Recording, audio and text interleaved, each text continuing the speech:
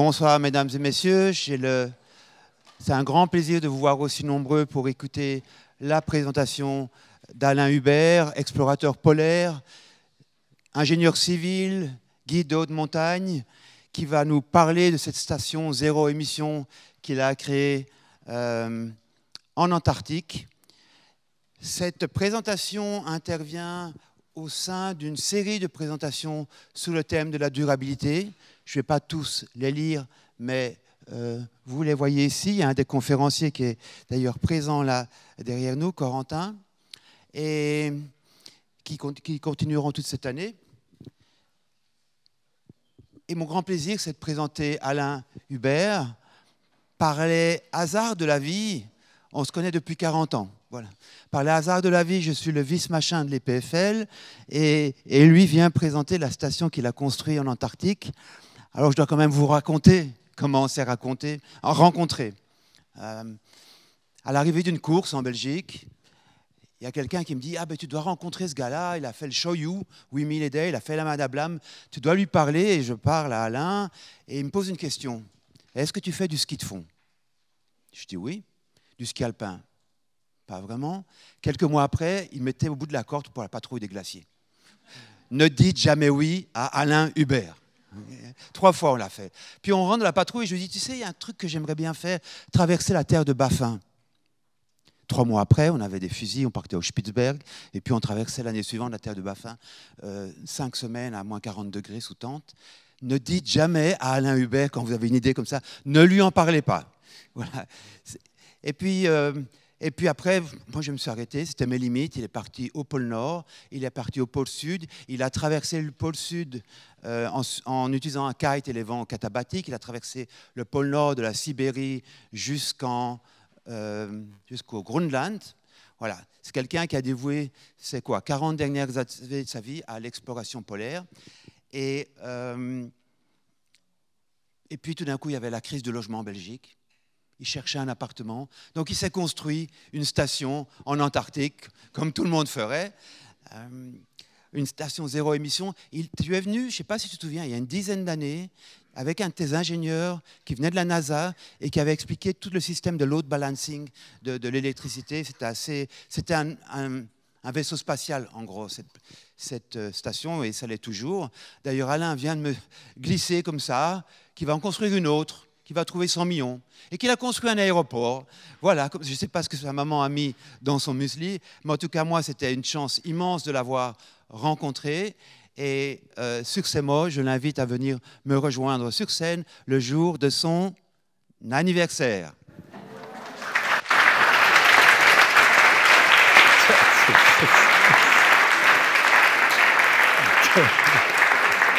Bon. Voilà, bonsoir à tous. Bon, il ne faut pas toujours écouter ce qu'il raconte, mais c'est vrai que je suis venu ici à 17 ans, en fait. C'est à ce moment-là pour partager avec le PFL les problèmes techniques qu'on avait, et c'est d'ailleurs comme ça que le PFL régulièrement vient à la station en Antarctique. Alors, je vais vous parler de cette station parce qu'elle s'inscrit évidemment dans un contexte actuel, évidemment, avec nos préoccupations scientifiques et aussi au niveau climatique. Et comme vous le voyez, on va aller en Antarctique. Donc l'Antarctique, c'est un continent de 14 millions de kilomètres carrés. Et alors, pourquoi? Moi, je suis belge d'origine, en effet, et la Belgique a une histoire. Il y a en 1897-99 réalisé la première expédition scientifique internationale en Antarctique qui a hiverné, un peu par hasard, mais c'est pour ça que la Belgique est tombée dans la soupe, si je puis dire, de la recherche polaire antarctique, et qu'en fait, 50 ans après, lors de l'année géophysique internationale, 12 pays ont construit une station autour de l'Antarctique pour essayer un peu de voir qu'est-ce qui se passait là-bas, un peu mieux connaître ce continent. Et la Belgique avait une station au bord de la côte qu'elle a abandonnée après quelques années parce qu'à l'époque, dans les années 60, le gouvernement ne voyait pas très bien à quoi servait la recherche environnementale. Or, on avait quand même des obligations et après avoir traversé l'Antarctique, sur 4000 km, j'avais dû faire un travail scientifique pour les Américains et j'ai découvert une partie de la recherche en Antarctique et en particulier ce que nous apportent les grands forages en Antarctique dans la compréhension de la cause de la problématique climatique aujourd'hui, du réchauffement, donc les isotopes de l'hydrogène, pour ceux qui connaissent ça. Ça m'a complètement fasciné parce que si on est responsable de ça, eh bien, et qu'on connaît la cause, eh bien, on peut travailler sur la solution, qui est un problème à partir de l'énergie, comment on la produit, ce qu'on en fait, etc. Aujourd'hui, c'est un peu dans l'actualité, c'est dans nos préoccupations à tous, et ça va conditionner une partie de notre avenir, en tout cas, si on a envie de continuer à vivre ensemble sur cette planète. Et donc, je suis retourné voir le gouvernement en leur disant, écoutez, il faudrait peut-être revenir en Antarctique parce que les scientifiques aimeraient bien travailler dans cette région, où vous voyez le petit E là-bas, mais plus au bord de la côte, mais dans les montagnes, pour avoir accès au plateau antarctique, à la côte, et avoir un domaine de recherche beaucoup, beaucoup plus vaste. Et c'est comme ça qu'on est parti pour construire une station et qui se situe là où vous voyez le petit E. En fait, on a un domaine de travail de 500 km du nord au sud, et ce qui fait un total de 10 à 12 fois la surface de la Suisse. Donc, si vous voulez avoir la paix, il faut aller là-bas. C'est impeccable. C'est là qu'on travaille, et donc on ne va pas parler de ça ce soir, mais l'intérêt, c'est que les domaines de science vont de la glaciologie sur le plateau, les météorites, la géologie, la géomorphologie, tout ce qui est biologie terrestre, marine,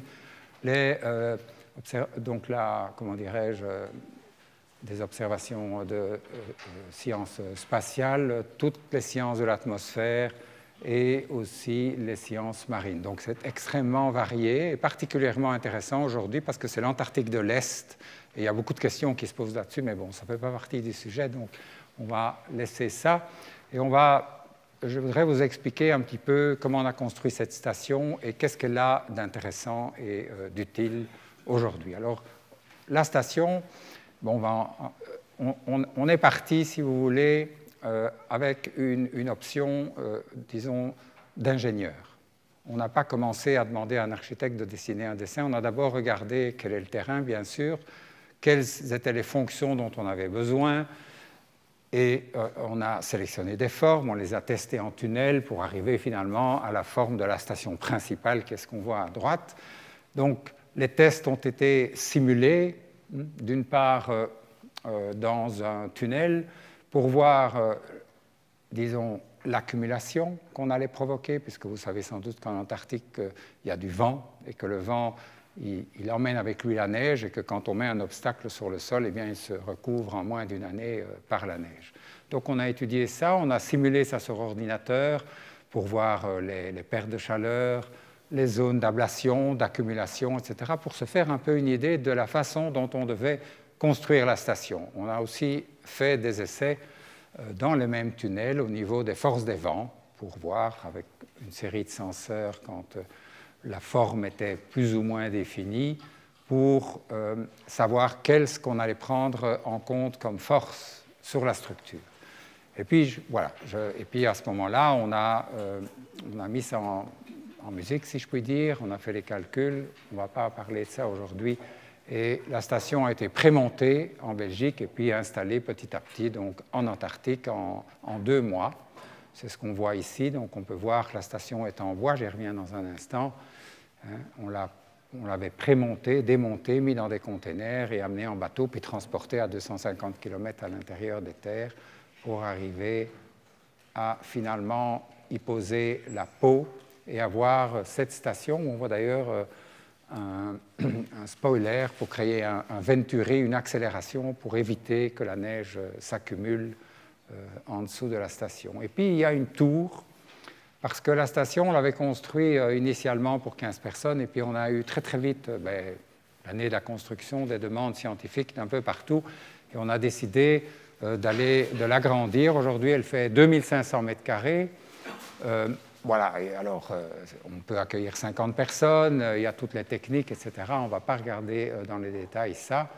Mais la deuxième partie qu'on voit là à gauche, en fait, qui sont les espaces techniques d'à peu près 2000 mètres carrés, en fait, il se trouve, si on fait une coupe transversale, il se trouve dans la configuration de terrain. Donc les vents dominants viennent de la gauche, de l'est, passent au-dessus, et puis le rocher en fait est vertical, c'est d'ailleurs beaucoup plus, c'est carrément raide, mais il y a de la glace, et on y a intégré les espaces techniques, ça fait 20 mètres de long, et ils sont ancrés dans le rocher à gauche, et à droite, c'est une structure qui bouge avec le glacier, à peu près de 8 cm par 8 par an, et avec un système de vérin hydraulique qui permet de garder l'horizontalité de la station. Ces espaces techniques font, comme on peut le voir ici, 70 mètres de long aujourd'hui, et nous permettent d'accueillir, donc, comme je le disais, une cinquantaine de personnes, d'avoir tous les entretiens, les machines, etc.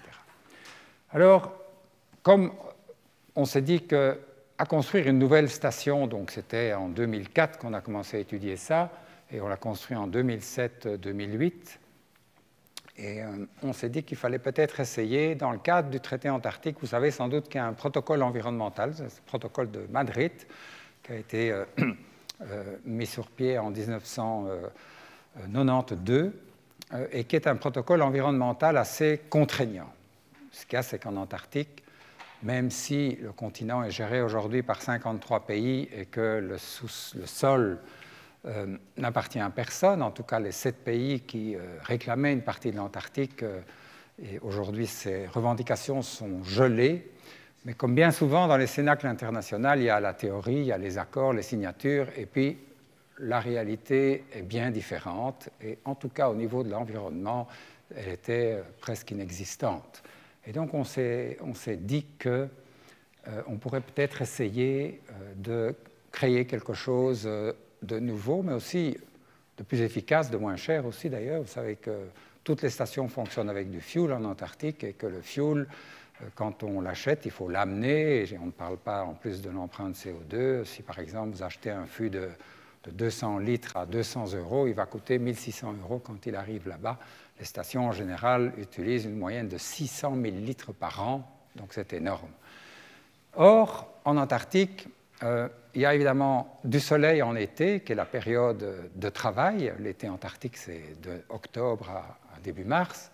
Et puis en hiver, il y a, tout le temps, il y a du vent, évidemment, météo, mais surtout, il y a les vents catabatiques. Vous connaissez ça, ce sont ces vents, c'est comme dans les glaciers alpins. C'est un vent qui vient des hauts plateaux, qui descend et qui s'alourdit au contact de la masse blanche du glacier et qui atteignent des vitesses importantes à certains endroits, différentes d'ailleurs d'une partie de l'Antarctique à l'autre, mais ils sont constants. Ils ont des cycles journaliers qui permettent donc d'utiliser le vent en hiver, quand évidemment il n'y a pas de soleil et qu'il fait noir. Alors la première chose auquel on a réfléchi, c'est de voir comment est-ce qu'on pouvait réduire le besoin en énergie, donc économiser l'énergie dans l'ensemble de nos activités, et voir alors comment on allait pouvoir produire de l'énergie avec le soleil et le vent. Quels sont les principaux besoins dans la station? C'est évidemment le chauffage, puisqu'il fait froid. Bon, en été, il fait moins 30 au début, puis ça se réchauffe jusqu'à peu près moins 8, donc ça va. Mais enfin, c'est quand même froid. Et puis alors, c'est évidemment l'électricité qui va nous permettre de réaliser toutes les opérations. Et donc, la première chose qu'on a fait, c'est de réfléchir à l'isolation du bâtiment. En 2 mots, le bâtiment est en bois. Les parois, on le voit à gauche. Mon pointeur ne marche pas, donc je ne peux pas vous le montrer, mais vous voyez à gauche, donc l'épaisseur du mur fait 44 cm, et puis il y a deux parois en bois massif, une de 7 cm, l'autre de 9. Les 2 parois en bois sont reliées par des bâtons, donc il n'y a pas de pont thermique. Et ensuite, il y a une protection, et puis il y a une protection à l'eau éventuelle, puis l'inox, si vous voulez, qui est une protection mécanique. À l'intérieur, il y a un pare-vapeur, et sur le pare-vapeur, on a utilisé du feutre naturel qu'on a collé pour pas qu'il y ait évidemment de contact. C'est un bâtiment passif, vous connaissez sans doute ça, donc on ne va pas aller dans les détails. Mais ça a été une chose importante, et le sol est isolé à 80 cm, en fait 40 Mais comme il y a des nœuds métalliques entre les poteaux, on l'a vu là tout à l'heure, qui ont été disposés pour diminuer la dilatation, eh bien, on a mis 80 cm. Ça veut dire qu'en fait, quand on va en Antarctique, on préchauffe à peu près à 12-15 degrés, et puis on arrive en général à une douzaine au début de saison. J'y reviens dans un instant. Et après 2 jours, on éteint le chauffage parce que de toute manière, la ventilation du bâtiment passif, avec 12 personnes à l'intérieur, ça suffit pour avoir 22 degrés à l'intérieur. Pourquoi? Parce qu'on a décidé dans la partie de la station supérieure de 500 mètres carrés de mettre les systèmes qui produisent de la chaleur au milieu du bâtiment pour pouvoir utiliser les pertes de chaleur pour que le bâtiment lui-même déjà ait une certaine énergie de ce côté-là. C'est comme ça qu'on voit donc les systèmes techniques sont le technical core est au milieu, puis on a les pièces d'eau, cuisine, salle de bain autour, et puis les pièces de travail. Ça, c'est l'endroit où on vit, bien entendu. Après ça, par la tour, on va dans les espaces techniques et dans toutes les chambres et les pièces d'eau additionnelles qu'on a créées dans les années qui ont suivi. Et puis sinon, le système, on le connaît aujourd'hui, le système de ventilation. Il y a un échangeur, évidemment, pour optimiser, pour réduire plutôt les pertes, pour réchauffer l'air quand il rentre dans le bâtiment. Le bâtiment lui-même est contrôlé sur une base du taux de CO2 en 2 mots. Ça, c'est une chose. Là, la chose la plus difficile a été, on était en 2004, et donc on a inventé un smart grid, comme on connaît maintenant assez bien, puisque de plus en plus ça se fait. Et donc on produit l'énergie à partir du soleil, on s'en doute. Des panneaux thermiques, ça c'est un élément qu'on a fort développé au cours des années et qui nous ont permis d'optimiser très fort l'énergie qu'on peut consommer directement et aussi ce qu'on fait pour l'eau. Et puis alors les éoliennes. Les éoliennes, on le voit, ce sont des éoliennes rustiques qui font 9 kW chacune, dont les alternateurs font face au vent, donc c'est l'inverse des éoliennes qu'on connaît chez nous, et dont les pales se rétrécissent un petit peu quand le vent augmente à une certaine vitesse. Et bien cette énergie, on a petit à petit pu comment dirais-je, la capter pour pouvoir chauffer les bâtiments. Donc, ensuite, cette énergie solaire et du vent, elle est stockée dans des batteries. Donc on a 192 batteries, des batteries classiques. À l'époque, comme on devait faire cette station, on avait 2 ans et demi pour l'étudier. On a utilisé des proven technologies, comme on dit. On n'a pas innové. Ça, c'est des batteries tout à fait classiques. Donc, qui nous permettent, il y en a 192. Donc, en fait, on a une capacité d'énergie qui est limitée. Ça veut dire qu'on ne peut pas, à moins évidemment de changer tout le système, mais ce smart grid était quand même un des premiers même de ce type, on ne peut pas augmenter notre capacité de production d'énergie. Et donc en fait, l'énergie, elle est stockée. En parallèle, on a en backup deux générateurs qui sont encore conventionnels, mais qui vont être remplacés par des générateurs à hydrogène l'année prochaine, puisqu'on va commencer à produire de l'hydrogène pour être à 100% zéro émission, puisqu'en hiver, on a parfois des périodes par 5-6 jours où, sans rien du tout, pas de vent, et donc on utilise encore un tout petit peu les générateurs d'une année à l'autre, ça dépend. Et cette énergie, le smart grid en lui-même, il est géré par un SCADA, pour ceux qui connaissent ça, donc c'est un supervisory control, et donc qui aussi acquiert les données, les gère et nous permet par satellite d'avoir accès à l'ordinateur et de gérer la station. En fait, ça, dans le cadre alors c'est combiné avec un PLC qui est le système, disons, le système programmé en fait qui gère la station. Et c'est cette énergie-là qui est utilisée en fonction des priorités. Et donc, en fait, on travaille un peu à partir d'une horloge de 24 heures, si je puis dire, où on donne les priorités de certaines activités qui sont décidées par nous, bien entendu, et qui font que l'utilisateur, quand l'énergie est disponible, qu'il y a suffisamment de vent et de soleil, alors on peut faire comme ici. Toutefois qu'on paye sa facture d'électricité, on a un accès illimité, on va dire, à l'énergie. On est habitué à ça. Ici, en Antarctique, on a dû changer la donne et c'est l'ordinateur qui est le patron. C'est lui qui, à plus de 2600 points dans la station, mesure le courant, mesure tout ce qui se passe aux endroits stratégiques. Il a donc une photo globale de la consommation de l'énergie à tous les instants et dans tous les endroits de la station. Et l'utilisateur doit demander l'énergie à l'ordinateur. Il le reçoit si elle est disponible pour une demi-heure. Et puis il doit la redemander parce que peut-être qu'il ne sera plus prioritaire ou qu'il y a un problème de disponibilité d'énergie. Au début, ça nous a créé des problèmes parce que qu'est-ce qui se passe? C'est que nous avons l'habitude d'avoir un accès illimité à l'énergie, en tout cas quand on a envie. Et donc moi, j'ai eu des scientifiques et même des gars de l'équipe, parce que quand même, les travaux d'entretien, on soude, on a les machines, etc., ça consomme pas mal de courant, et qui venaient chez moi, puisque je suis responsable de la station, fâchés carrément, hein, surtout les scientifiques. Et donc, j'avais pas vraiment autorité sur eux, donc... Alors, on était très embêtés et j'ai demandé à notre ingénieur programmateur, qui n'était pas à la station, de programmer une punition. En fait, c'est facile. S'il y a une prise, il y a un interrupteur à côté, puisqu'on doit demander l'autorisation à l'ordinateur. Il vous répond évidemment instantanément avec une lumière qui clignote ou pas.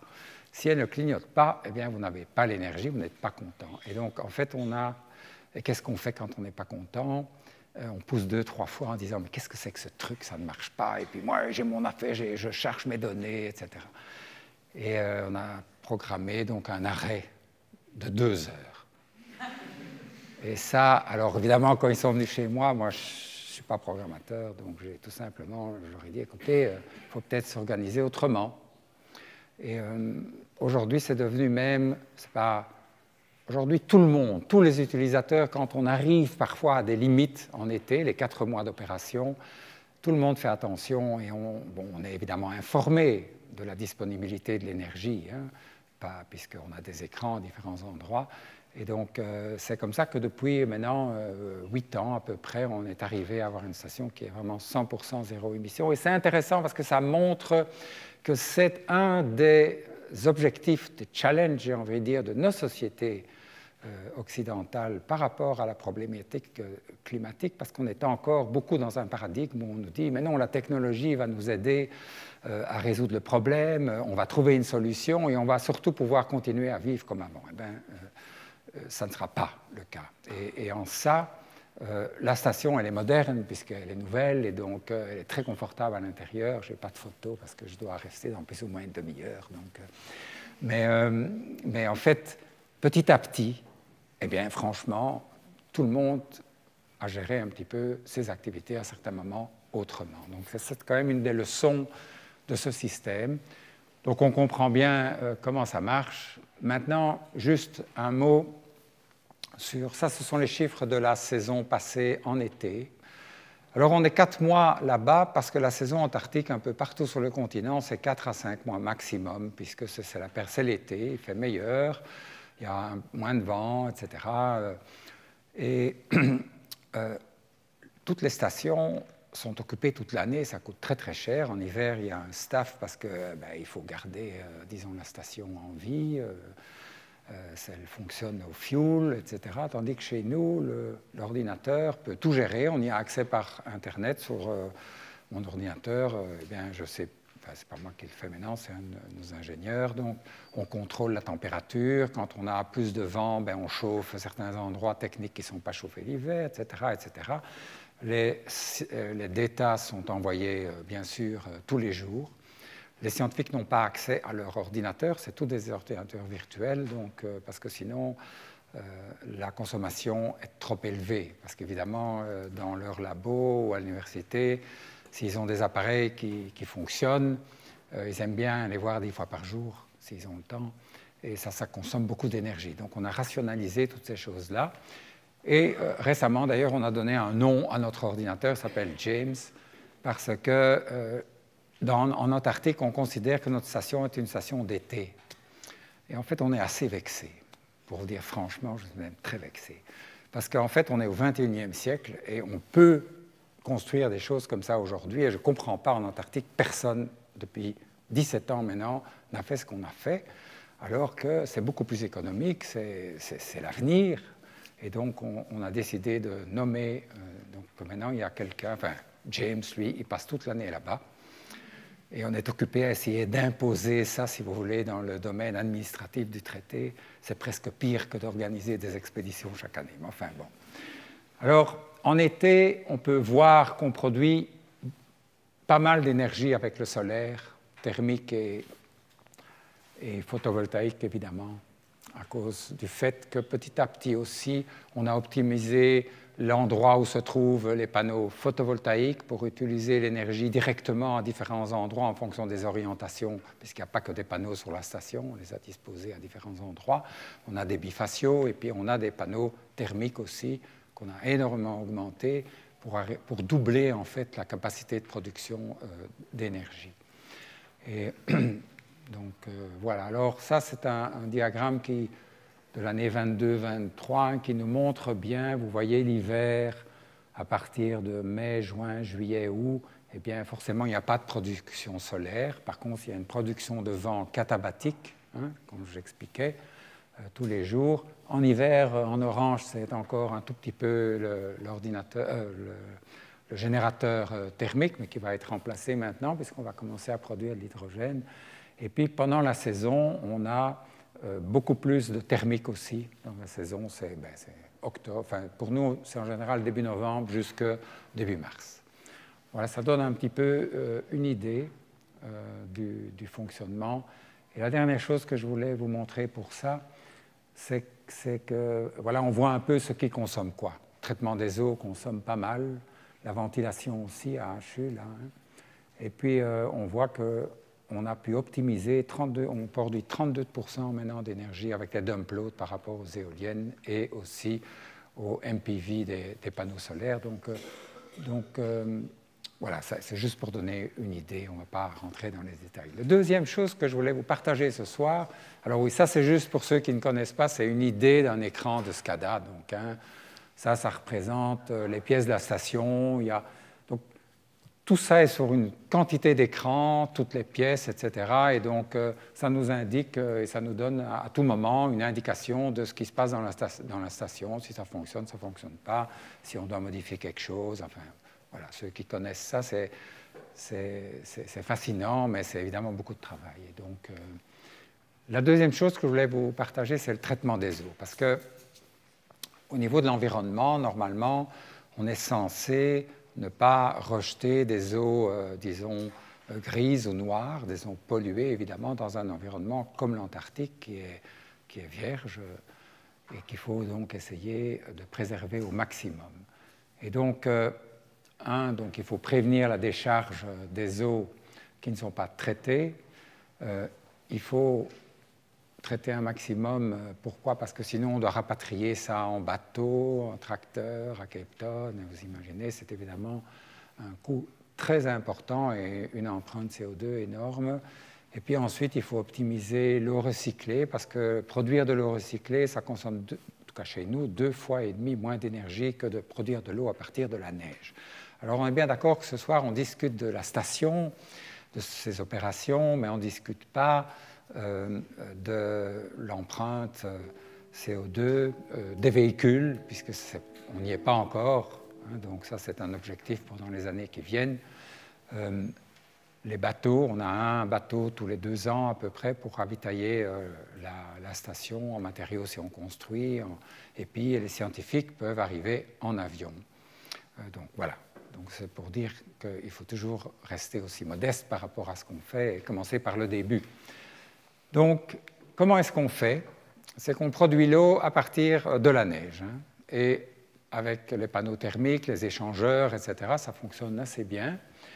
Et en fait, l'eau, on fait à peu près la quantité d'eau totale. Sur la quantité d'eau totale qu'on utilise, il y en a 60% qui est produit à partir de la neige. Ensuite, dans le fonctionnement après le traitement, actuellement, on réutilise 40% des eaux traitées. On a 60% dont on ne sait rien faire à Princess Elizabeth actuellement, puisque la station est limitée dans sa capacité d'augmenter ses activités au niveau de l'énergie. Donc, on a alors, on a 50% donc à peu près qui est l'eau potable. L'eau retraitée peut être bue, mais on ne le fait pas parce que c'est un peu compliqué d'expliquer à des gens qui viennent 3-4 semaines qu'en fait ils peuvent reboire l'eau traitée des eaux noires et des eaux grises. Au début, ça se faisait, mais comme on a très fort optimisé la fonte de la neige, aujourd'hui, c'est séparé. Alors, les eaux domestiques et toutes ces eaux, ça produit de l'eau grise, comme vous le savez, donc les eaux de cuisine, les douches, et puis les eaux noires, ce sont toutes les toilettes. Maintenant, on les sépare parce qu'on commence à traiter l'urine, on voudrait faire des engrais pour la culture verticale, etc. Mais actuellement, c'est encore les deux qui sont retraités dans un système de bioréacteurs, donc anaérobie et aérobie, pour en fait être, comme je le disais, réutilisé à 40% et le reste est rejeté dans la crevasse entre le rocher et les espaces techniques, comme vous avez compris, un petit glacier qui avance, donc forcément, c'est comme ici dans les Alpes, il y a une crevasse et on rejette l'eau là. En vert, en dessous, je vais y venir dans un instant, ce sont les boues les boues de traitement des eaux, le sludge comme on l'appelle, hein, donc en fin de traitement, qu'aujourd'hui on peut retirer. Et puis on a 1% qui sont des eaux chimiques que normalement on met dans des containers et qu'on rapatrie, mais maintenant nos bactéries, elles sont en forme en fait, et depuis 2 ans on balance toutes les eaux chimiques dans le bioréacteur et elles mangent tout. Donc on ne doit même plus ramener ça, donc c'est assez pratique. Qu'est-ce qu'on fait avec, donc, si vous voulez, la saison passée, on a produit 100 000 litres d'eau. Donc, c'est à peu près 43 litres par personne par jour. Donc, c'est 3 fois moins que ce qu'on fait en Europe. C'est à peu près 100 litres. Alors, on voit que, comme je vous le disais, il y a une partie des eaux recyclées, des eaux qu'on utilise qui sont les eaux recyclées. Le reste, c'est ce qu'on a produit à partir de la neige qu'on a fait fondue. Ensuite, on sort, si vous voulez, dans le bioréacteur. On a 34 mètres cubes de traité d'eau noire, 58 d'eau grise. On garde 1 mètre cube parce qu'on les fait hiverner, les bactéries, et on les réveille après l'hiver pour redémarrer. Parce qu'en fait, comme il n'y a personne, on ne sait jamais, on vide quand même toutes les conduites, y compris le traitement des eaux, parce que si jamais on a un problème, alors ça va nous coûter cher en matériel. Et puis on a 7 mètres cubes de résidus de boue, pour lesquels on a travaillé pendant 3 ans maintenant, pour arriver à les filtrer avec plusieurs process. On arrive à filtrer à peu près 94%, et il nous reste 6% d'eau, de sludge déjà filtré, donc un peu plus pur, qu'on introduit dans un système d'évaporation et qui fait qu'en fait, on reste l'an passé avec donc le reste des boues résiduelles, on les sèche dans un séchoir à énergie solaire, si vous voulez, et donc on est sorti pour la première fois, donc, la saison passée, avec un sac de 24 kg de matière sèche, tout à fait inerte, donc c'est un petit sac comme ça. Hein. Voilà, ça c'est une première mondiale, ça n'a jamais été fait, et c'est assez intéressant parce que, bon, ça nous a obligés évidemment de refaire tout un système de traitement qui est, bon, ça fait 4 mètres de haut, c'est une grande pièce, et plus tout le fonctionnement. Mais ça fonctionne et c'est intéressant parce que ça permet aussi en fait, de complètement changer les standards pour toutes les stations futures en Antarctique. La plupart des stations ne traitent pas les eaux. Aucune ne traite les eaux noires et certaines traitent les eaux grises. Et sur le plateau, ils font des trous pour faire de l'eau. Et puis alors en fait, ils remplissent le trou avec les eaux noires. Donc, pour ça, je vous dis, il y a beaucoup de choses à faire en Antarctique. Voilà les 2 points que je voulais vous partager qui sont essentiels pour la gestion d'une station. Alors, voilà, ça c'est, on a une dizaine d'écrans comme ça. C'est très amusant, mais c'est très compliqué. Mais bon, voilà, c'est pour dire que tout ça, on a accès à ça. Maintenant, ça ne fonctionne pas, mais la station satellite, si vous voulez. Donc, on peut travailler à distance. Voilà notre station satellite qui est branchée sur un satellite géostationnaire, en fait, et qui nous donne l'accès à la station et à tous ces systèmes. Alors, bon, voilà. Maintenant, on est occupé à développer tout un système parce qu'on a énormément d'expéditions à jusqu'à 600-700 km de la station et plus. Et donc, toutes nos unités mobiles aujourd'hui se développent petit à petit au niveau solaire, complètement. Et puis, on a beaucoup de stations, comme celle de l'EPFL qu'on voit là en bas, qui sont à différents endroits en Antarctique qu'il faut entretenir, maintenir. Et tout ça n'est pas facile. Henrik, qui est là, vous dira que même les éoliennes, tout ça, il y a énormément de recherches encore à faire dans ces domaines. Si on veut être performant au niveau énergétique dans le fil, comme on dit, ce n'est pas des domaines commerciaux, ce n'est pas des domaines qui intéressent les grosses sociétés, donc on doit faire la recherche nous-mêmes ou trouver des partenaires pour la faire.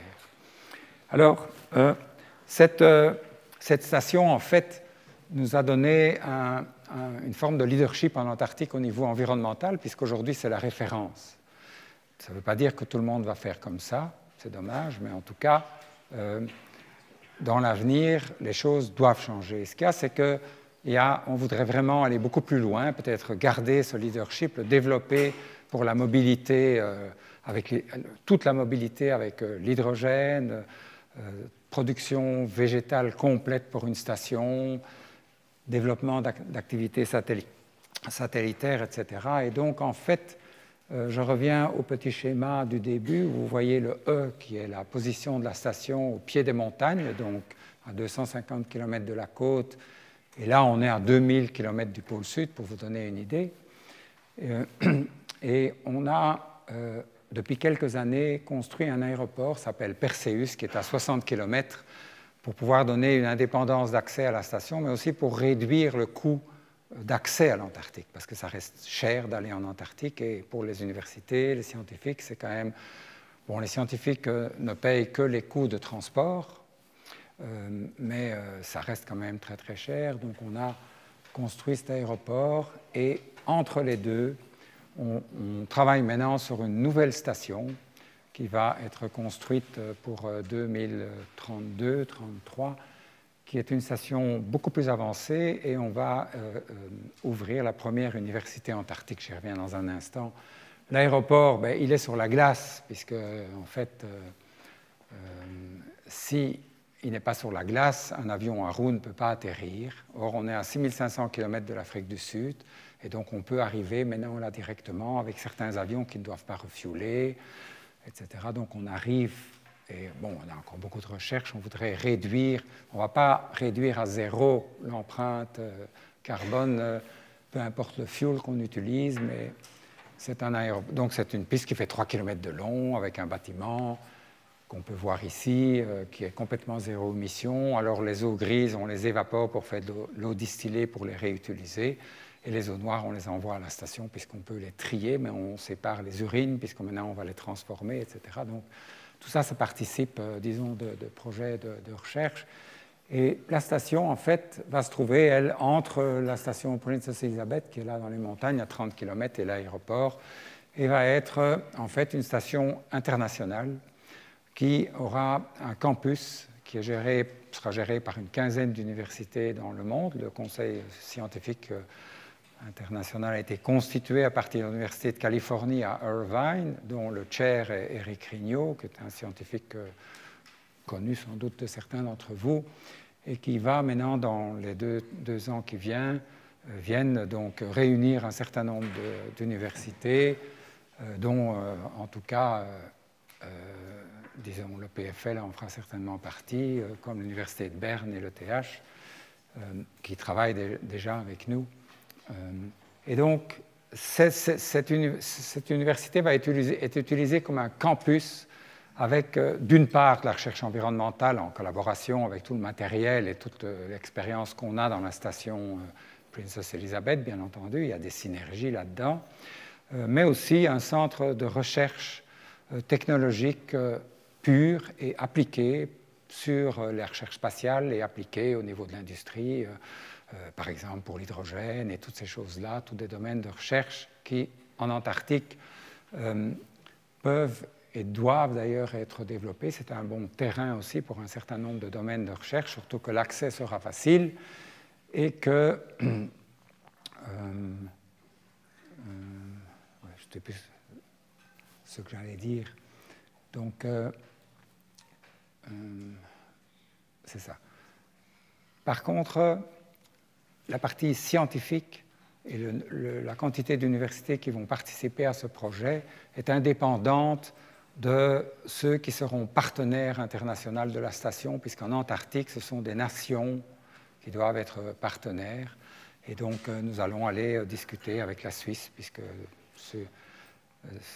donc on avait déjà discuté il y a longtemps, et donc il y a de bonnes chances que le gouvernement suisse qui a créé un institut polaire soit intéressé à participer à ça, ainsi que 3 ou 4 petits pays qui auront ainsi un accès de membres effectifs au traité antarctique et qui seront copartenaires de ce qu'on appelle, nous, ça ne sera pas la station, c'est un concept qu'on avait fait il y a quelques années pour présenter le projet juste avant le Covid, parce que ce projet, il a été imaginé en fait avec Konrad Steffen en Suisse, avec qui je travaille avec la Fondation depuis de nombreuses années au Groenland et en Antarctique. Et puis il a malheureusement disparu dans une crevasse, vous le savez sans doute, il y a 3 ans.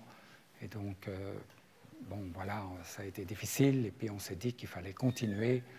Et donc voilà, c'est un projet en fait qui va être inauguré en 2032-33 lors de la prochaine année polaire internationale, et pour lequel aujourd'hui, parce que l'année prochaine, on commence déjà les premiers travaux, puisque ce qu'on amène en Antarctique, il faut les amener une année à l'avance, c'est très compliqué, enfin, forcément, vous vous en doutez.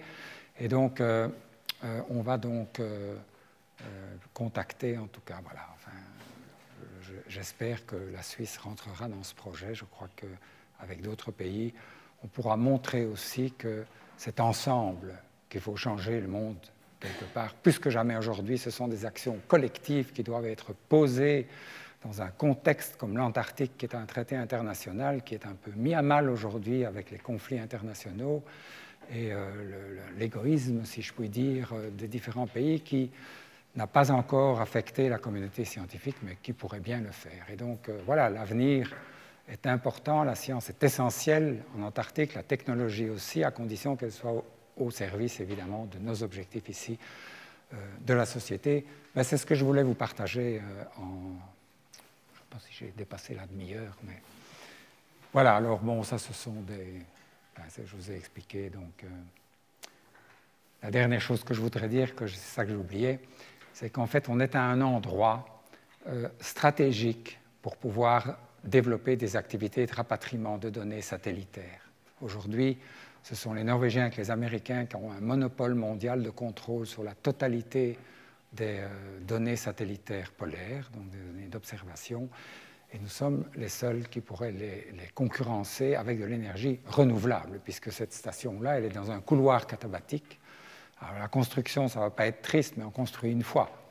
Après ça, si le vent est là, eh bien, on peut produire beaucoup d'énergie et donc arriver à créer évidemment une électricité qui est vraiment renouvelable. C'est pour ça d'ailleurs qu'à Princess Elizabeth, on a eu les premiers skidoo électriques, le premier véhicule électrique. C'est encore de la recherche parce qu'évidemment, on le recherche avec de l'énergie renouvelable. Voilà, rendez-vous dans quelques années puisque j'espère bien qu'entre autres, avec le PFL, on va pouvoir travailler dans l'avenir sur des tas de projets là-bas, en Antarctique. Merci.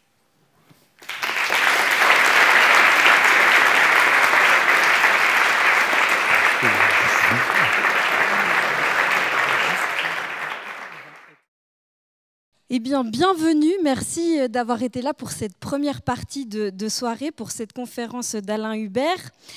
On va passer maintenant justement à cette table ronde sur la question des technologies nécessaires pour faire avancer la recherche en milieu extrême et la construction de stations de recherche à faible impact carbone. Je m'appelle Julie Vince, je suis journaliste à la RTS pour les podcasts d'actualité dont Le Point J et je suis très heureuse de vous accompagner ce soir pour cette deuxième partie de soirée. Une discussion qui va donc d'abord se dérouler ici pendant une trentaine de minutes et puis après ce sera à votre tour de poser vos questions que vous avez peut-être déjà.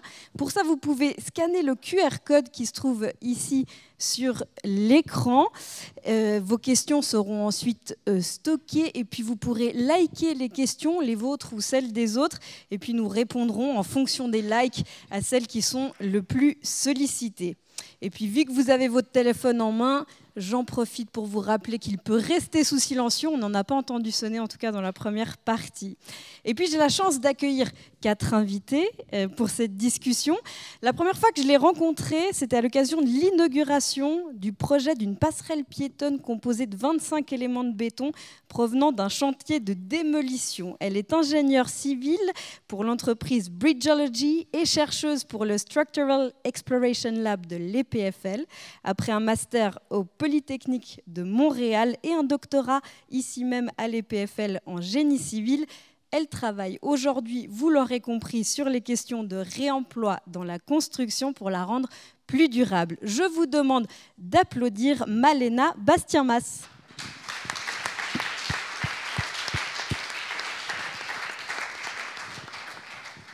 Et puis, tout comme Malena, il travaille au Smart Living Lab de l'EPFL à Fribourg et est en charge du Build Group Building 2050.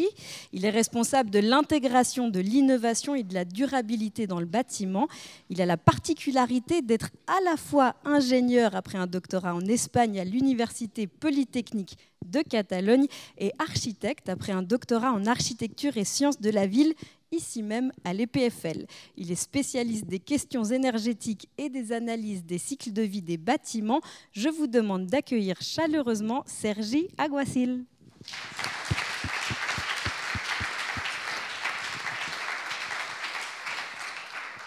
C'est génial, vous êtes mis dans l'ordre de mes présentations, c'est parfait. Après un doctorat en glaciologie à l'EPFZ, il a été postdoctorant et scientifique au laboratoire de mécanique des fluides environnementaux et d'hydrologie de l'EPFL.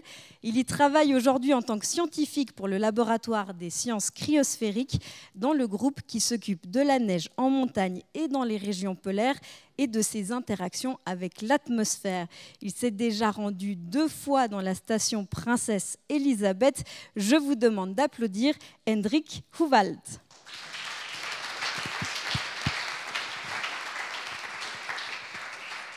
Bon, et notre dernier invité, vous le connaissez bien désormais, il rencontre Hendrik Huvald 1 fois par an pour la logistique et la coordination des mesures que son laboratoire fait en Antarctique. Il a fondé la International Polar Foundation il y a plus de 20 ans en Belgique avec sa femme. Je vous demande d'accueillir à nouveau Alain Hubert.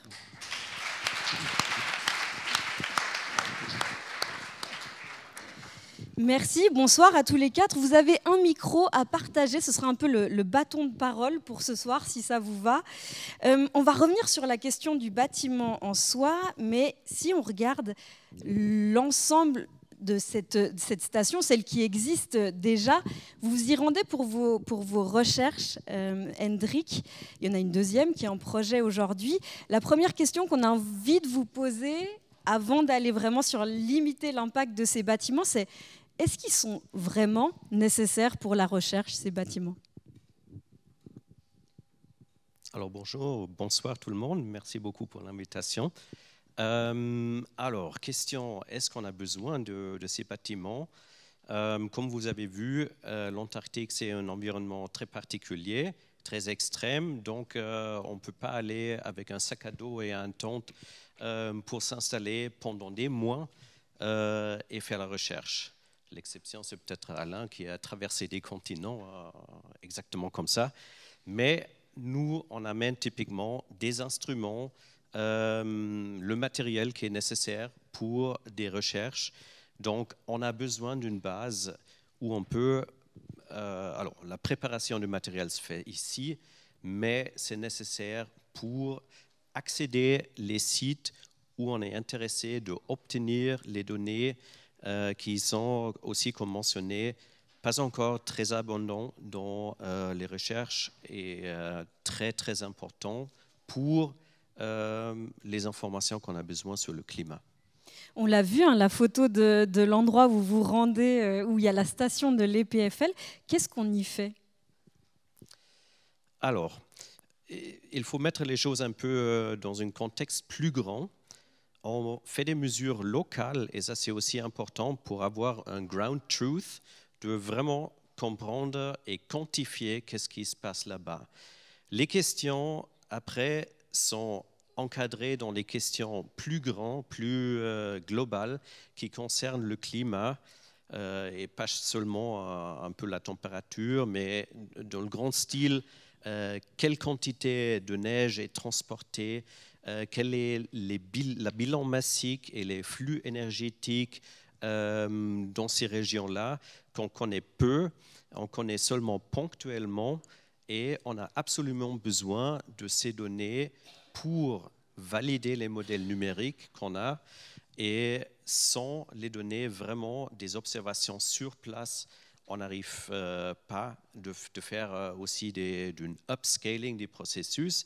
Donc, ce qu'on fait concrètement, on mesure bien sûr les paramètres météorologiques, mais encore plus loin et compliqué, les flux, le transport de neige, la sublimation, ça veut dire les pertes de masse aussi, pour comprendre qu'est-ce que ça signifie pour la calotte de glace en Antarctique. Est-ce que c'est une accumulation nette? Est-ce qu'on perd de la masse qui va certainement contribuer au niveau le changement du niveau de la mer? Alain, vous avez donc des scientifiques comme Hendrik qui viennent dans cette station. Vous l'avez mentionné tout à l'heure, hein, il faut les amener par avion. Le matériel aussi, on l'a entendu, pour construire la nouvelle station sera amené par avion. Ensuite, sur place, on doit se déplacer avec le Ratrac qu'on voyait déplacer les modules mobiles. Comment vous travaillez sur ces aspects-là pour cette deuxième station qui est aujourd'hui en projet? Ben, disons, on a acquis une petite expérience, donc il y a des choses qu'on a appris, hein, et puis on essaie d'apprendre de nos erreurs aussi.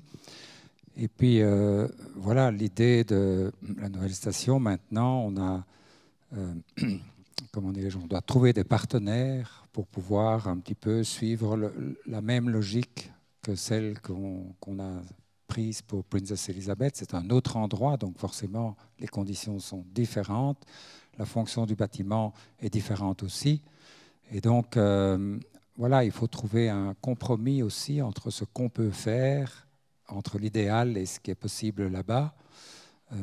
Et donc, je crois que toi, tu pourrais bien nous expliquer ça, parce que c'est une démarche, en fait, qui est plus une démarche d'abord d'ingénierie, et puis vient l'architecte. Donc, ce n'est pas d'abord un dessin, et puis non, il faut d'abord que le bâtiment puisse remplir sa fonction sur place. Et puis surtout, j'en ai touché un tout petit mot, le grand problème en Antarctique, et tu le disais Hendrik, c'est la circulation de la neige, puisque le bilan des masses en Antarctique, on en parle. Pourquoi? Parce que maintenant, même avec le réchauffement, il y a plus de neige qui tombe en Antarctique, puisque forcément, il y a plus de nuages. Mais par contre, tout ça part avec le vent, on va dans l'océan, oui, non, comment, etc. Et en tout cas, pour une station, c'est très, très important. Et donc, je dirais que les premières études sont les plus difficiles. Après ça, bon, disons, moi, c'est mon domaine, la construction, on a tout un réseau, donc ça va. Mais comment exactement, ça, c'est compliqué. Et il y a des aspects très spécifiques justement à ce lieu. Et puis il y a des choses qui sont aussi plus générales, qui sont applicables ou appliquées pour des bâtiments qu'on construirait même ici. En préparant cette table ronde, Malena, vous m'avez dit, aujourd'hui, le seul bâtiment zéro émission qu'on a, c'est celui qu'on ne construit pas. Est-ce que c'est impossible aujourd'hui de faire un bâtiment zéro émission ? En fait, la raison pour laquelle j'ai dit ça, c'est que je voulais pouvoir faire la différence entre l'énergie opérationnelle. Donc, ce que vous appelez zéro émission, c'est vraiment le fait qu'il n'y a pas besoin d'apport externe en énergie comme du fuel ou de l'électricité qui serait produite hors station. Et l'énergie nécessaire pour produire les matériaux qui sont pour produire et transporter les matériaux qui sont nécessaires à la construction de sa structure et de son isolation, etc., etc. Et donc, partant de ce principe-là, du principe qu'il y a de toute façon, il y aura de toute façon, mais ça, M. Hubert l'a aussi dit dans sa présentation, partant du principe qu'il y aura de toute façon des émissions de CO2 lors de la construction, la question c'est comment est-ce qu'on peut les limiter au maximum. Vous travaillez particulièrement, on l'a dit, sur le réemploi de matériaux. Là, il n'y a pas grand-chose autour qu'on pourra réemployer. Donc, quand on a du béton, du ciment, ou non, là, on a vu plutôt du bois, de l'acier neuf, là, il y a déjà un bilan qui sera péjoré à la base. Le bois, c'est un des matériaux qui a plutôt un bon bilan CO2. Donc, pour la première station, vous aviez déjà, je pense, fait cette réflexion, et d'où le choix du bois. Mais donc, ce que je voulais dire, c'est qu'il faut essayer de chercher à optimiser les structures, et c'est tout ce travail de conception pour avoir des structures qui sont efficaces mais légères. Ouais. Sergi, est-ce qu'on doit faire particulièrement attention à quoi on doit faire particulièrement attention quand on veut construire un bâtiment en Antarctique, notamment? On a déjà parlé un petit peu de son cycle de vie, de ce bâtiment. À quoi on doit faire attention? C'est complexe. Hein. J'ai vu le dessin, je me suis dit que c'était assez complexe. Ouais. Je ne suis pas un expert de construction en Antarctique, évidemment. Mais ce que je pourrais essayer de faire, c'est un peu le lien avec plutôt ce qui est cette station, ce que j'ai compris de la présentation, ce que j'ai cherché sur Internet, sur cette construction, et ce que nous, on peut faire à Fribourg. Nous, on peut faire aussi un vaisseau spatial à Fribourg, pour ceux qui ne savent pas. En fait, c'est un bâtiment, ce qu'on veut faire à Fribourg, le Smart Living Lab, c'est un bâtiment qui est aussi expérimental. Mais il est juste à 70 km d'ici. Mais on rencontre beaucoup de problématiques qu'eux, ils ont rencontrées en Antarctique. C'est hallucinant, et ça me rassure un petit peu de voir que c'est quand même... on peut arriver à trouver des solutions, mais c'est vrai que la première partie d'un bâtiment bas carbone ou efficace, etc., c'est vraiment le design dans les phases initiales de conception, là où c'est là où c'est complexe d'anticiper tous les besoins qu'on va avoir, comment on va les résoudre. Mais il faut, parce que c'est là où on peut avoir le plus d'impact dans le projet, en disant le choix de matériaux, le dimensionnement de la structure ou l'isolation. D'ailleurs, l'isolation, nous on a une trentaine de centimètres d'isolation à Fribourg. Là, il y en avait 53. Il y a quelque chose à réfléchir. Est-ce qu'on en a besoin de autant à Fribourg? C'est des questions, ça me vient à l'esprit beaucoup de questions par rapport à est-ce que les normes qu'on utilise ici dans un environnement qui n'est pas hostile comme l'Antarctique, ils sont vraiment à jour par rapport à ce qu'ils s'en vient au niveau du changement climatique, etc. Le challenger les normes actuelles, ça c'est quelque chose qu'on a quand même essayé de faire à Fribourg. Mais aussi on essaie de le respecter parce qu'il faut construire, il faut un permis de construire, etc. C'est pas évident. Mais ce parallèle, j'adore le parallèle entre cette station qui est expérimentale et notre bâtiment à Fribourg.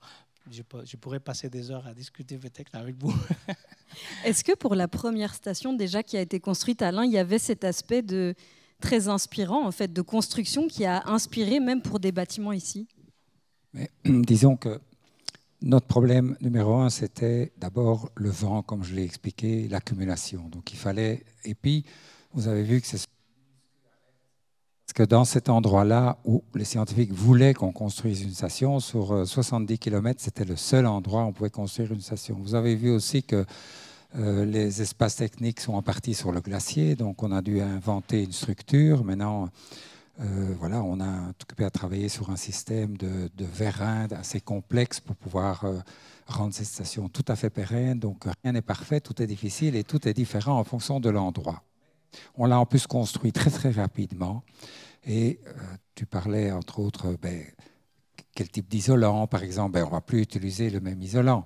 Par contre, bon, nous, on est un peu spécialisé dans le bois, c'est vrai, avec notre partenaire au Luxembourg.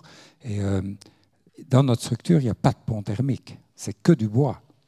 Et ça, c'est important. Maintenant, on a fait un calcul voilà, par rapport à la température extérieure, l'intérieur. On ne s'attendait pas à ce qu'à l'intérieur, on ne doit pas chauffer. C'est quand même incroyable. Pendant 4 mois, on ne chauffe pas. Et à 22 degrés. Donc, par contre, dans les bâtiments passifs, ici, on met un pare-vapeur. Eh bien, nous, on s'interroge en Antarctique. L'air est très sec et on se demande vraiment si c'est nécessaire. Je pense que dans la nouvelle station, on ne va pas le mettre. Donc, les conditions peuvent être différentes. Maintenant, par rapport aux normes, je partage tout à fait ce qu'il dit. C'est que on voit bien en Belgique les normes environnementales des bâtiments. Aujourd'hui, on les remet déjà en question. Il n'y a pourtant même pas 10 ans qu'on les a mises. Il y a des aberrations, il y a un manque de... Voilà, c'est... En Antarctique, ce qui est bien, c'est qu'on fait ce qu'on veut. Hein. Donc voilà, on peut aussi donc pousser la recherche, essayer des choses. Et je crois que pour la nouvelle station, eh bien, on est plus sensible dans notre démarche qu'on commence maintenant, puisque il va falloir aller vite sur la recherche de matériaux, etc. Et à limiter un maximum l'empreinte. Maintenant, voilà. Nous, par exemple, on ne peut pas se payer un bateau. Il faudrait 4 millions par an pour avoir un bateau qui vient. Donc, on doit travailler avec des autres pays. Voilà, il y a beaucoup de collaborations. Voilà, il y a beaucoup de choses qui sont imparfaites. Mais une station zéro émission, peu importe ce qu'elle est, elle ne va jamais vous décarboner complètement vos activités. Donc, c'est pour ça que l'hydrogène est excessivement important et qu'avec la nouvelle station, on entend vraiment être leader là-dedans et montrer qu'il faut que ça bouge. Et je crois que c'est ça aussi l'intérêt de la recherche et d'un bâtiment qui sera un peu une station, comme on dit, space analogue, hein, eh bien, c'est qu'on se projette dans le temps, mais pas pour aller sur la Lune, c'est pour ici. C'est ça qui est intéressant. C'est pour ça que la recherche aussi, l'idée, c'est d'attirer les meilleurs scientifiques, de pouvoir aller plus facilement en Antarctique, de partager plus, parce qu'on dit qu'on partage beaucoup dans la science, mais Hendrik vous dira que ce n'est pas toujours aussi facile. Donc il y a beaucoup de challenges, si je puis dire, que je crois que les petits acteurs, le privé, parce que nous, on est une fondation privée, on est copropriétaire. Je ne vous ai pas dit que la station, en fait, on l'a financée avec le privé, et puis on l'a donnée à l'État à une condition. C'est que, bon, ils mettent un peu d'argent pour le fonctionnement, mais qu'on travaille ensemble dans un vrai public privé. Et c'est un peu ça la démarche de la nouvelle station, qui sera aussi financée avec des moyens privés, globaux, dans différents secteurs, et puis qui recherchera des partenaires étatiques pour son utilisation. Parce que je trouve que si on veut changer les choses, il faut pouvoir montrer aussi au pouvoir politique que on ne leur demande pas de faire les choses tout seul. Non, on se mouille d'abord, et puis on travaille ensemble. On espère qu'ils sont dans la salle et qu'ils nous entendent ce soir. Il y a un mot... S'ils ne vous entendent pas, vous n'en faites pas. On ira leur dire. Il y a un mot qui, je suis sûre, a dû déclencher l'attention de Sergi, c'est le mot hydrogène. Et puis c'est aussi ce mur de batterie qu'on a vu en photo tout à l'heure. Ça aussi, c'est une thématique sur laquelle, au Smart Living Lab à Fribourg, vous travaillez beaucoup. Oui, en fait, on essaye d'avoir produire plus d'énergie qu'on en a besoin. On veut faire un bâtiment qui a énergie positive, mais on sait tous que le soleil, c'est capricieux. Il apparaît juste la journée et l'hiver, il est quand même bas.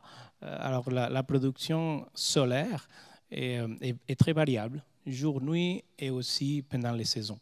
Tout d'un coup, et on sait aussi que les batteries aujourd'hui sont encore assez impactantes au niveau environnemental. Et on voulait minimiser au maximum l'utilisation des batteries. Alors, ce qu'on a prévu, c'est déjà de faire une installation photovoltaïque, ou prévoir de faire une installation photovoltaïque qui tient en compte toutes les surfaces du bâtiment. Alors, en façade, toiture, il y a une pergola, on l'utilise. Il y a des protections solaires fixes, on utilise cette surface pour mettre des panneaux solaires. Et on va stocker de l'énergie dans des batteries standards pour ce cycle jour-nuit. Mais à la fois, on veut quand même, parce que l'été, on va avoir beaucoup de surplus d'électricité, au lieu de l'injecter au réseau, ce qu'on va essayer de faire, c'est de produire de l'hydrogène. Et cet hydrogène, l'hiver, on va faire le cycle inverse et on va le convertir en électricité. On utilise des électrolyseurs pour faire passer de l'électricité à l'hydrogène et des piles à combustible qui s'appellent des piles à combustible pour passer de l'hydrogène à l'électricité. Et la particularité qu'on veut mettre de l'avant dans le bâtiment, c'est qu'on sait qu'à chaque fois qu'il y a une transformation d'énergie, d'électricité à thermique, par exemple, ben, il y a quand même des rejets. Et les rejets, c'est de la chaleur. Alors, on veut utiliser ces rejets de chaleur pour chauffer ou préchauffer l'eau chaude sanitaire qu'on va utiliser. Alors, ça va être un système de cogénération. Et ça fait que ce système, en tenant en compte l'utilisation de ces rejets de chaleur, ça devient rentable économiquement et énergétiquement. Sinon, le système de base de hydrogène, il est quand même difficile à rentabiliser, surtout à l'échelle du bâtiment. C'est vrai qu'il y a certaines discussions sur l'hydrogène à l'échelle du quartier. Peut-être ça fait du sens, plus que de faire dans le bâtiment, mais pour une installation de test comme nous on veut faire, c'est quelque chose je trouve de précieux à essayer de faire. Vous voulez réagir, Alain? Oui, j'ai envie de dire, parce que tu mentionnes quelque chose de très important, qui est que je pense qu'une partie de l'avenir, si on veut qu'il soit constructif et positif, il va devoir passer par la gestion collective dans des quartiers, des communes, etc., à long terme. Et donc, ça va induire aussi un changement de la fiscalité, parce que je crois que c'est à partir d'un moment où on a un pouvoir sur l'énergie, sur la façon dont on gère ça, qu'on y voit d'ailleurs à long terme un intérêt financier, qu'on peut comprendre, et je ne vais pas dire changer son comportement, enfin, nous en Antarctique c'est un peu extrême, mais ça c'est le grand, pour moi, je ne suis pas un spécialiste, mais c'est, je crois, le grand challenge de nos sociétés occidentales dans les 10 ans qui viennent, les 20, allez, on va dire 20 ans pour leur donner un peu de temps, mais franchement, il n'y a pas de solution autrement. Et là, on parlait d'un cycle jour-nuit qui, chez nous, est quand même relativement stable. Là, il va être question d'habiter une station qui sera plongée dans la nuit, presque une moitié de l'année. Oui, mais nous, c'est facile parce qu'on a des vents catabatiques, il n'y en a pas ici. Ou alors, il faudrait mettre l'Institut, non, au pied d'un glacier, ou non, mais même les glaciers fondent. Je veux dire, on a un grand avantage en Antarctique par rapport à ici. Par contre, ce que tu mentionnes par rapport à l'hydrogène, c'est très intéressant. Je pense qu'il y a d'énormes recherches qui vont être faites de ce côté-là, beaucoup plus que du côté des batteries. Je crois que les batteries, de ce que je sais, en tout cas, ça ne va pas avancer rapidement. Ça, c'est clair. Donc... Et il y a autre chose que vous mentionnez tout à l'heure, c'est cette récupération des urines pour pouvoir faire de l'engrais, pour pouvoir faire pousser des plantes. Oui, ce sont tous des domaines qui sont de l'ordre de la recherche. C'est ça aussi l'idée du campus en Antarctique. Avec l'hydrogène, on sait d'ailleurs avec le CO2 qu'on évacue, on peut produire de l'hydrogène. Il y a des quantités de domaines de recherche qu'il faut investiguer, et l'Antarctique, comme une station comme celle-là, elle pourra avoir des extensions, etc. On a beaucoup de possibilités pour être un peu un terrain de recherche, si je puis dire, en vraie grandeur en Antarctique.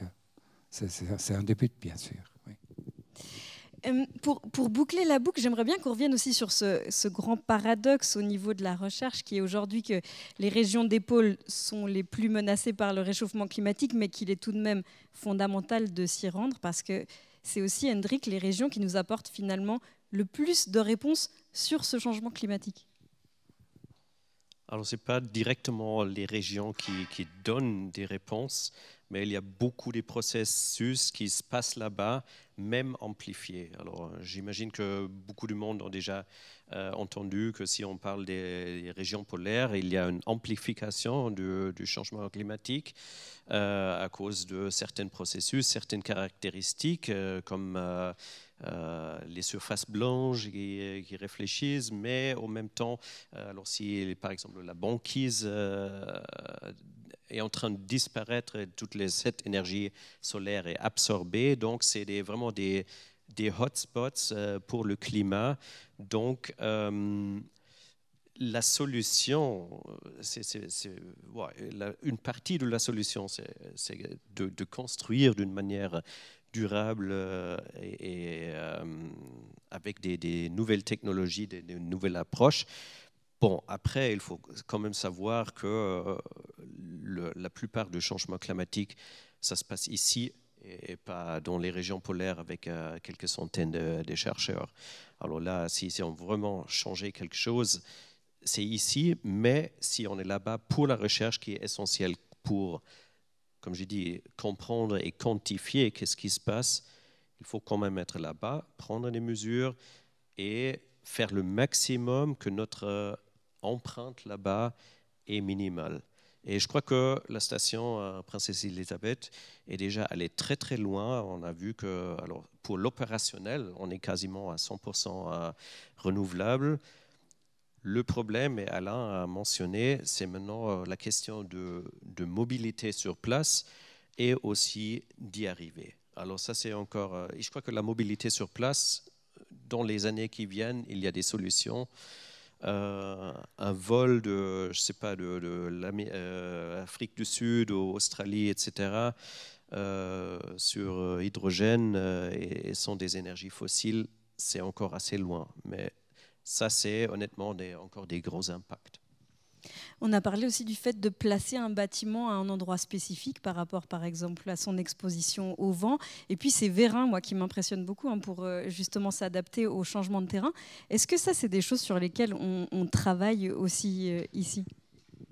Pas ici, mais il y a des chercheurs qui travaillent sur ces questions de structure active. C'est une façon aussi de réduire l'impact ou de réduire les quantités de matériaux. C'est une autre façon d'aborder la problématique de l'optimisation des structures. Dans le cas de la station existante, je crois que c'est surtout parce que ces fondations bougent qu'ils avaient besoin des vérins, mais on pourrait penser que pour réagir au vent, par exemple, vous utilisiez aussi un système actif pour limiter le besoin en matériaux. Ça pourrait être une piste à explorer.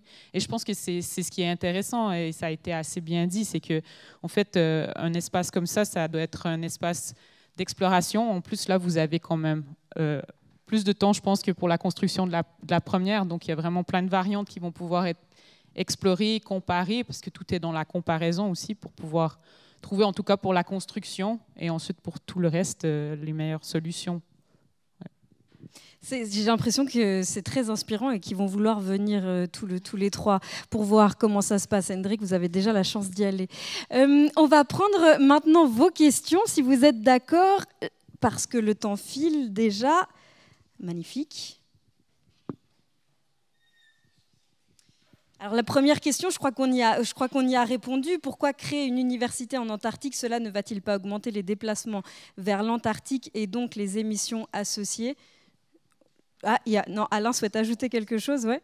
Non, mais c'est une très bonne question. On ne crée pas quelque chose si ça ne sert à rien.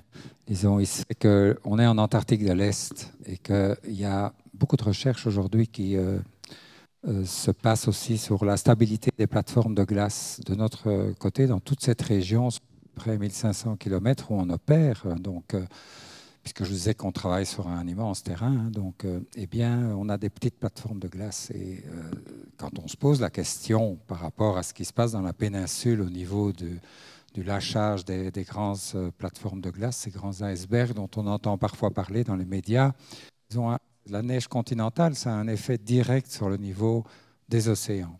Et donc, c'est une vraie question en Antarctique, parce que si jamais l'Antarctique de l'Est, qui est la plus grande partie de l'Antarctique, donc, vous savez sans doute que l'Antarctique de l'Ouest, c'est la petite queue qu'on voyait dans le dessin, qui est près de l'Amérique du Sud et qui subit un petit peu. Donc, voilà. Ça veut dire qu'il y a une demande accrue de la communauté scientifique internationale pour travailler dans cette région. Et Hendrik nous a bien dit qu'une station, c'est un hub. En fait, c'est vrai, je ne l'ai pas dit, mais sans station, on ne sait pas faire de recherche, bien sûr. Et donc voilà, maintenant, il faut rester modeste aussi, parce que j'aime bien, disons, ce que tu nous dis, et c'est vraiment quelque chose qui nous obsède et pour lequel il y a énormément de choses à faire, et donc on va devoir faire des compromis. Et il faut aussi accepter qu'on ne peut pas faire les choses parfaitement. Donc il faut rester faut garder une certaine humilité. Mais ce que je trouve intéressant, c'est que, en tout cas, notre expérience, j'ai dit là tout à l'heure, nous a appris que sans changement de comportement, ça n'est pas possible. Et ça, voilà, je reviens là-dessus parce que c'est vraiment ça le nœud du développement de nos sociétés demain. Et la recherche, même technologique pure, appliquée là-bas en Antarctique, elle doit avoir cet objectif-là. Et donc, elle motive aussi les jeunes ont plein d'idées. Enfin, voilà, c'est absolument extraordinaire de voir tout ce qui se fait, mais il faut que ça nous serve. Enfin, moi, personnellement, j'en ai rien à faire d'aller sur Mars. C'est intéressant de développer des technologies, mais pour les mettre au service de nos objectifs. Donc, il faut remettre les choses dans le contexte. Mais voilà, il y a 53 pays en Antarctique, il y en a 30 qui ont 1 jusqu'à 5 stations. L'Antarctique reste la deuxième source froide du climat et on voit que l'Arctique a perdu une bonne partie de sa capacité puisque pendant l'été, les glaces maintenant se rétrécissent très fort et au lieu d'avoir un albédo très fort blanc, ben, c'est l'océan, c'est quasi noir. Il y a un énorme changement dans la circulation atmosphérique et on le voit ici en Europe aussi. Et donc, les pôles ont un endroit de terre vierge, comme tu dirais, de point de départ. Il y a beaucoup de recherches fondamentales environnementales là-dessus, mais il y a aussi, disons, à l'échelle de 2 siècles, ben, qu'est-ce qui va se passer? Parce que il faut pouvoir s'adapter. Et on voit que nos sociétés ont une grande difficulté à vouloir s'adapter. On veut tout simplement, moi, beaucoup de personnes de ma génération disent « Ah, mais ça sera pour les jeunes demain, nous autres, on s'en fout. » Et puis, bon, voilà. Ce n'est pas une question de culpabiliser les gens. Moi, quand j'étais jeune, il n'y a pas de limite. Donc, voilà. Mais on a pu comprendre, grâce à la recherche polaire quand même, parce que c'est le principal endroit où on a pu remonter 800 000 ans dans le passé et avoir la preuve, non seulement avec les isotopes, ne parlons que du carbone, que l'origine de ce carbone, elle est anthropique, elle vient des couches fossiles. C'est quelque chose qui n'est mis en question par personne, plus personne dans le monde. Mais la deuxième chose, c'est que c'est pour nous produire l'énergie. Et l'énergie, c'est le moteur d'une société sociale et économique, c'est l'avenir, ça restera essentiel à nous de le transformer. Donc on est en fait, pour la première fois, en face de nous-mêmes. On sait ce qu'il faut faire, mais on ne veut pas. Il y a une question qui rejoint un petit peu, vous mentionnez les autres stations polaires, il y a une question qui nous dit « Le reste des stations polaires de nos jours refusent de s'aligner sur cette lignée de stations zéro émission. Au-delà des facteurs politiques, est-ce que vous pensez que les ressources économiques nécessaires au développement d'une telle station est un frein au lancement de ce genre de projet rénovation ?» Non, pas du tout. Simplement, les gouvernements s'en foutent. Enfin, je m'excuse, c'est très clair. On est entre nous, vous pouvez y aller. Non, mais c'est très clair. Si vous voulez, un gouvernement, un État ne fonctionne pas dans une vision à long terme, puisque tous les 4-5 ans, il y a des élections. Et donc, c'est un immense frein à la recherche, à la planification à long terme, au fait que les changements qu'on doit faire aujourd'hui, ça ne se fait pas en 1 année ou en 2. Et donc, ça, c'est la première chose. La deuxième chose, c'est évidemment, comme les États n'ont pas cette véritable vision, eh bien, ils ne la mettent pas en place. Nous, en fait, on est privés, si vous voulez. Et il faut quand même dire que c'est ça aussi la dynamique du public-privé, ou en tout cas du privé, qui peut voir, et qui d'ailleurs bien souvent, au niveau, je ne sais pas, un grand entrepreneur, mais au niveau des grandes entreprises, doivent avoir une vision à long terme pour pouvoir développer leurs projets. Et aujourd'hui, on sait ce qu'il faut faire. Donc, je pense que le monde va changer si les entreprises deviennent de plus en plus conscientes de leur véritable, je ne vais pas dire responsabilité, mais capacité à être des acteurs de changement. Mais ça ne se fera qu'alors, à un moment donné, en relation avec les pouvoirs publics. C'est ça qui est intéressant. Donc voilà, donc, je pense que c'est clair, c'est net, et c'est pour ça. D'ailleurs, les nouvelles stations qui se construisent maintenant, on a été d'ailleurs sollicités, nous, eh bien, la plus avancée, eh bien, c'est moitié énergie fossile, moitié énergie renouvelable, et elle sera construite dans 10 ans. Et ça, c'est un pays qui, quand même un pays occidental qui a quand même un peu conscience de tout ça. Pour le reste, non. Donc, raison de plus pour, dans le cadre d'un traité, parce que c'est ça qui est particulier en Antarctique, Moi, au début, j'étais un peu naïf et je trouvais ça génial, le traité antarctique. C'est quand même incroyable. C'est un continent qui fait 14 millions de kilomètres carrés, qui est géré par 53 pays aujourd'hui, et plus l'océan quand même, hein, parce que là, il y a quand même, c'est aussi géré par le traité, le CAMLAR. C'est beau dans le monde aujourd'hui, et d'autant qu'il se referme un petit peu actuellement avec les différents conflits qu'on connaît au niveau international. Et donc, je crois que plus que jamais, justement, il faut montrer l'exemple, parce que les jeunes, enfin, moi, je suis plus jeune, donc les jeunes, c'est de ça qu'ils ont besoin.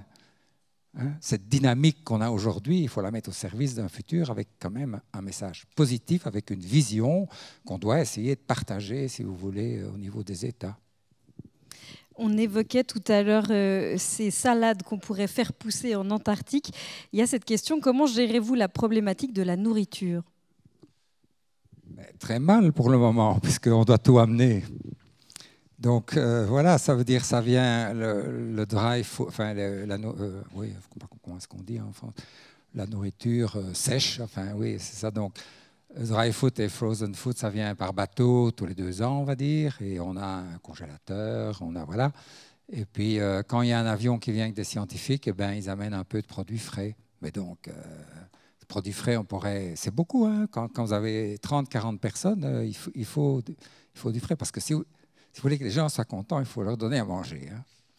Et notre station a la réputation d'être la meilleure cuisine en Antarctique. Ce sont les pilotes qui vont de station en station qui nous disent ça. Mais ça, c'est toujours un principe. Il y a la nourriture et la machine à café. Alors là, vous êtes sûr d'optimiser à fond l'envie, la bonne humeur, parfois dans la difficulté, etc., de tout le monde. Mais l'empreinte écologique de ça, elle n'est pas bonne. Hein. Une question peut-être pour vous, Hendrik. Le tourisme en Antarctique est bien sûr une source de pollution, mais contribue peut-être aussi à la recherche pour ou contre le tourisme en Antarctique, pardon. Ça allait arriver. Bon, ça s'applique peut-être aux 2 hémisphères. C'est difficile de s'imaginer comment les touristes peuvent contribuer à la recherche.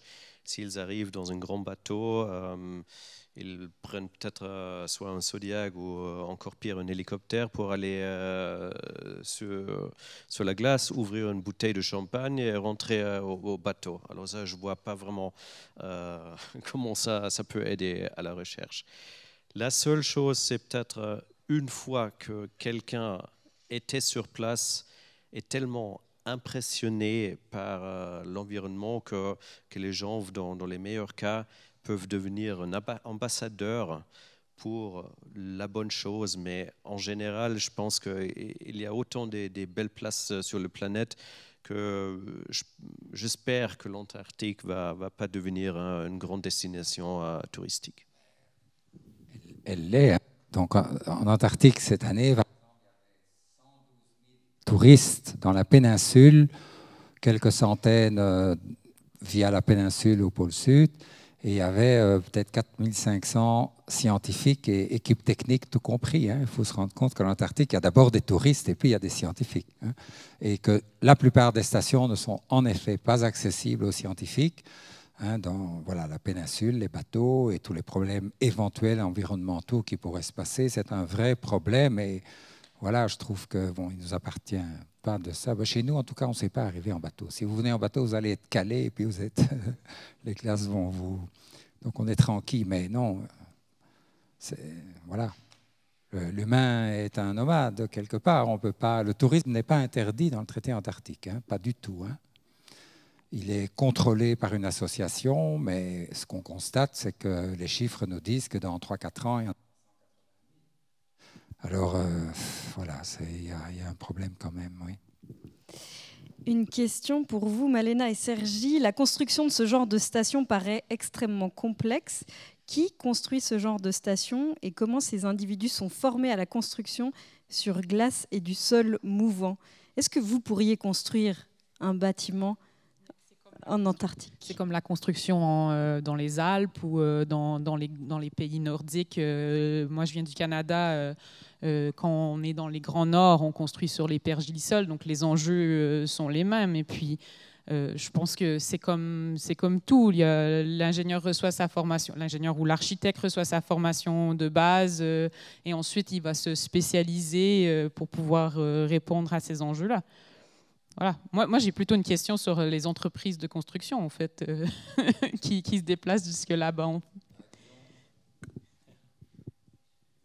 Nous, on est, enfin, moi en tout cas, on est des spécialistes dans le bois, donc ça a été naturel. Mais oui, ce qui est intéressant, c'est que vous le dites, on est des professionnels dans différents domaines, on a une question, on n'a pas la réponse, eh bien on cherche la réponse. Et alors la deuxième chose, c'est que chez nous, on avait quelques gros acteurs industriels, mais sinon c'est tous des indépendants. Mais quand on est indépendant, dans une petite entreprise, ça veut dire qu'on est des gens, quand il y a on trouve la solution, on doit trouver la solution. On ne peut pas attendre que ça vienne de l'autre parce que ce n'est pas mon scope, etc. Donc ça, c'est une chose. Mais par exemple, nous, on fait des bâtiments sur la glace qui bougent de 10 mètres par an. Hein. Mais seulement, elle a 1000 mètres de profondeur, elle a, je ne sais pas moi, 30, 60 km de large dans tous les sens. Donc ce truc bouge, c'est stable. Enfin voilà, donc on apprend. On apprend. On fait la même chose en Suisse, hein, des fondations qui bougent, ça existe. Il y a des piles de ponts qui sont posées sur des puits parce qu'elles sont dans des glissements de terrain. Donc, c'est des choses qui sont connues. Ça reste, je veux dire, les notions de base qu'on a besoin, elles sont là. Après, il faut s'adapter au contexte comme pour n'importe quel projet de construction, finalement. Merci beaucoup. Une question pour Alain. Dans le cadre de la transition écologique, les solutions techniques ne suffiront que si les mentalités évoluent. En tant qu'optimiste, quels conseils donneriez-vous aux futurs ingénieurs pour qu'ils ne se découragent pas face aux défis sociétaux actuels, souvent perçus comme chaotiques ?